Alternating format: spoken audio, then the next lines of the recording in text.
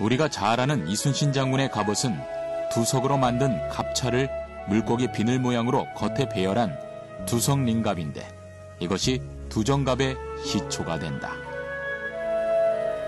두정갑은 조선시대 장수들이 입었던 갑옷으로 현재 남아있는 유물 중 가장 많다. 두정이라는 것은 못을 얘기합니다. 즉 못을 철편을 가지고 엮어서 철편이나 피편, 지편을 가지고 엮어서 만든 그런 갑옷, 즉 두정. 못의 머리가 보인다 해서 두정갑주라고 하고요. 먼저 갑옷 속에 있는 면이나 솜을 두툼하게 해서 만든 내갑의를 입은 후 그 위에 옆구리를 방어하는 보호구인 호액을 착용한다.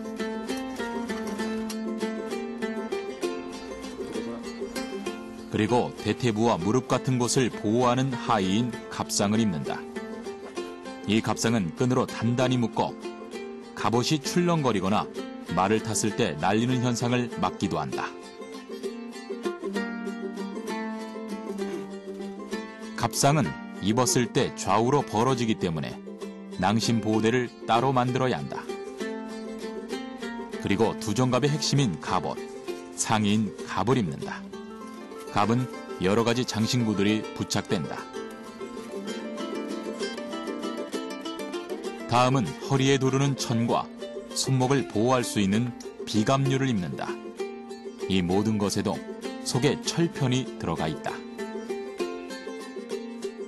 마지막으로 무기와 투구를 쓰면 두정갑 착장이 모두 끝난 것이다. 이처럼 혼자선 입을 수 없기에 두정갑은 장수들의 옷이었다. 조선시대엔 두정갑의 성능을 시험한 기록이 여럿 전해진다. 갑옷의 종류에 따라 화살이나 조총을 쏘아서 실험한 것인데 그 방어력이 상당했던 것으로 전해진다. 실제 두정갑의 성능을 확인해 보기로 했다.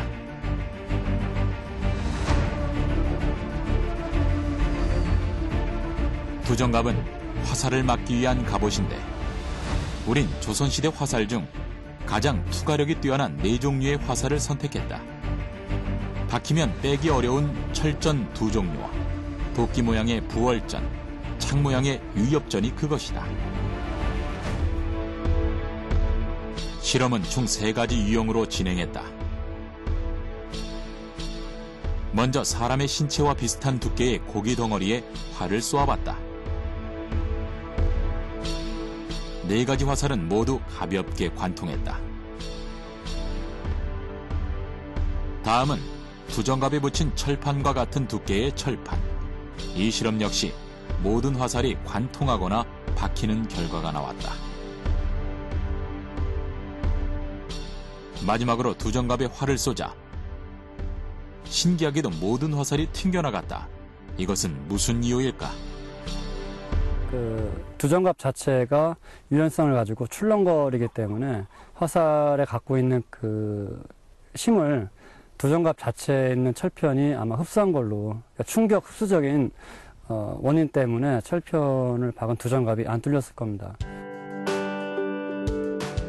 실험 후 두정갑 내피를 살펴본 결과 절판은 일부 구부러짐만 있을 뿐 아무런 변형이 없었다.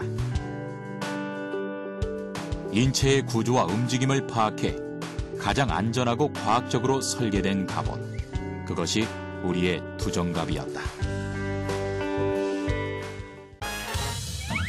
유레카!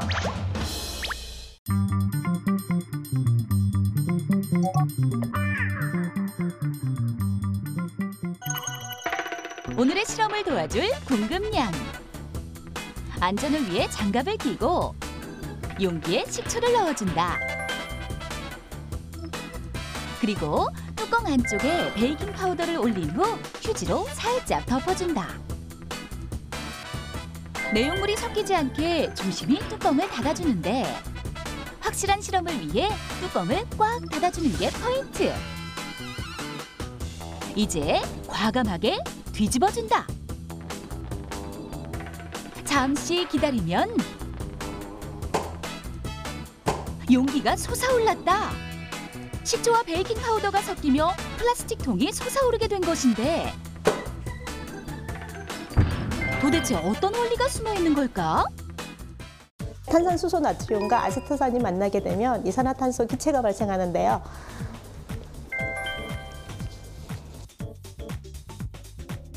여기 기포 보이시죠?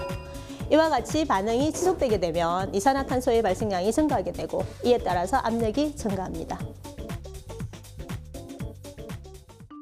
베이킹 파우더의 주성분은 탄산수소 나트륨, 식초의 주성분은 아세트산. 이 두 성분이 만나면 이산화탄소가 발생하게 되는데 이 반응이 지속되면 이산화탄소의 양이 증가하고 용기 내부의 압력도 증가하면서 로켓처럼 솟아오르게 되는 것.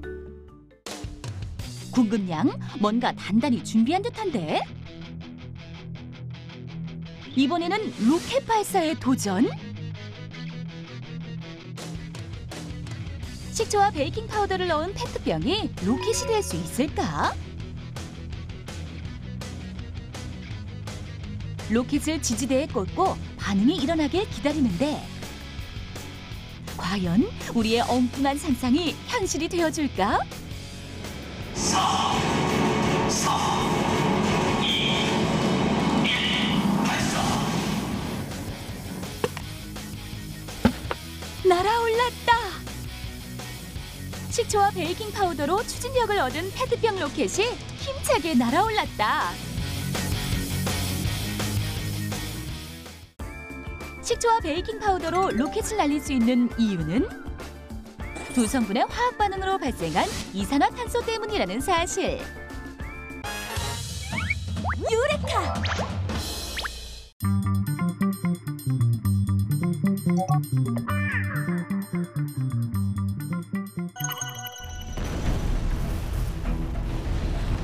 백두산에 천년 전과 같은 대폭발이 일어난다면 어떻게 될까? 백두산이 폭발적으로 분화를 하게 되면은 근접 화산재, 그래서 분화구 주변에서는 용암이 흐를 수가 있고 화쇄류가 발생할 수가 있고 화산성 홍수도 발생할 수가 있고 화산가스에 의한 질식사 이런 것들도 발생할 수가 있습니다. 먼저 800도가 넘는 뜨거운 용암이 백두산을 덮칠 것이다. 그 순간 숲의 나무들은 단번에 수추로 변하고 만다. 백두산 주변 마을들이 초토화될 위험도 높다. 천지에서 30km 떨어진 북한 삼지연에만 3만 명 이상의 주민이 살고 있다. 진흙탕 홍수인 라하로도 문제다. 천지에 있는 20억 톤의 물이 한꺼번에 쏟아져 내려 막대한 양의 화산 분출물과 합쳐질 경우 피해 규모는 상상을 초월한다. 화산 분화가 약 1000여 년 전에 10%만 난다 하더라도 북한에서는 거의 한 300만이 그 피해를 당할 겁니다. 화산재로 인한 피해는 더 심각하다. 북동풍이 불 경우 남한도 재앙을 피할 수 없는 상황. 강원도 지역의 농작물 피해는 물론 항공 대란이 예상된다. 화산재가 1cm만 지면에 쌓이게 되면 그 일대에 있는 농작물은 다 사라진다고 보시면 되고 그 화산재가 오면은 사람들에게도 기관지의 어떤 피해라든지 여러 가지 피해를 줄 수가 있기 때문에 그러한 대비를 사전에 할 필요가 있다. 이대로 백두산이 분화한다면 속수무책일 수밖에 없는 상황. 언제나 재난은 예고 없이 찾아오기 때문이다.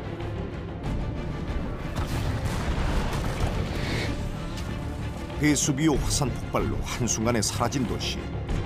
폼페이의 교훈이 예사롭지 않다. 유레카!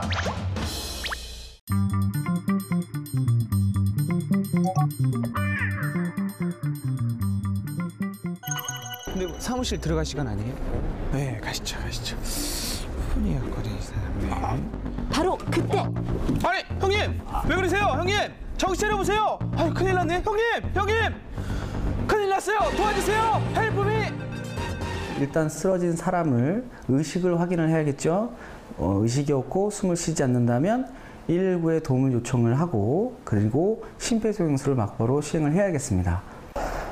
처음에는 양 젖꼭지 사이의 한가운데에 심장 압박 지점을 찾으시고 손꿈치를 대시고요. 깍지를 껴서 손가락 끝이 들리도록 합니다.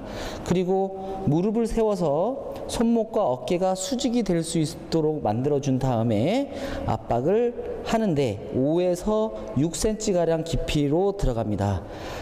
하나, 둘, 셋, 넷, 다섯, 26, 27, 28, 29, 30 호흡을 불어넣겠습니다. 한 번 떼어주고요. 다시 한 번, 두 번. 호흡을 불어넣어줄 때 가슴이 올라오는지 두 눈으로 확인을 하시고요. 가슴이 너무 많이 올라오지 않도록 조심하시면 되겠습니다. 지하철, 여객선, 운동장, 백화점 등 우리 주변 곳곳에서 볼 수 있는 심장 제세동기. 심장 제세동기의 사용법을 알아두는 것도 좋은 방법이겠죠? 맨 처음에 전원을 켜시고요. 두 번째는 패드의 위치가 중요합니다. 오른쪽 쇄골 아래에 왼쪽 옆구리 선상에 꼭 그 위치에 맞춰서 붙여주시면 되고요. 나머지는 안내 멘트에 따라서 그 순서대로만 이행해 주시면 전혀 문제 없이 사용하실 수 있습니다. 환자에게서 떨어지세요. 물러서세요. 지금 제세동 실시하세요. 주황색 충격 버튼을 지금 제세동 실시되었습니다. 중지되었습니다. CPR 시작하세요.